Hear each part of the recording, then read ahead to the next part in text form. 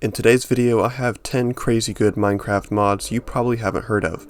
All the mods on this list are under 5,000 downloads, but most are only in the hundreds. Let's check them out.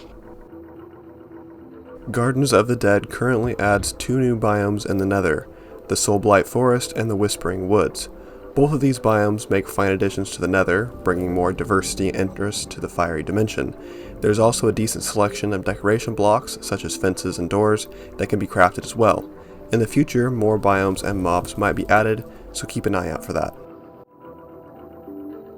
Bone Zone gives more uses to bones. To begin, you need to make the Bone Carver, which will allow you to craft a few new items, including 2 types of bone blocks, skeleton and creeper head pots, and wearable animal skulls.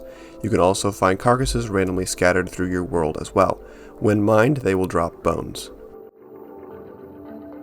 I Wanna Skate is a very well made mod that adds a skateboard and new mechanics for skateboarding.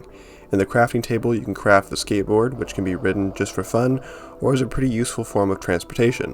When skateboarding, hold the W key until the bar is full at the bottom of your screen, then you'll be able to coast for a while without losing speed.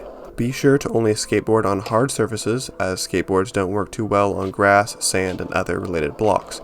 Skateboards are also highly customizable, as wheels can be replaced, enchantments can be applied, and more. The mod also adds new mobs, the Skater Skeleton and the Wandering Skater. The developer also plans on adding new content in the future, so watch out for that. For some extra immersion in vanilla biomes, download the Naturalized mod. New flowers, mushrooms, grasses, and other plants can be found in a variety of different biomes throughout your world.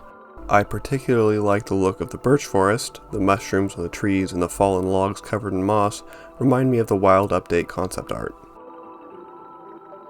Haunted Fields is a simple mod that adds a scarecrow which can boost the growth speeds of crops near it. You can create the scarecrow out of a fence post, hay bale, and carved pumpkin. Despite its benefits, there is one significant drawback. It's hostile to the player, so you might want to keep it fenced in your garden. The Cursed Crypt mod adds a new structure called the Crypt, filled with lots of danger but also a potential reward. The biggest challenge is avoiding the skeleton claws on the ground, which will grab you if you step on them, making you an easy target for all the skeletons in the area.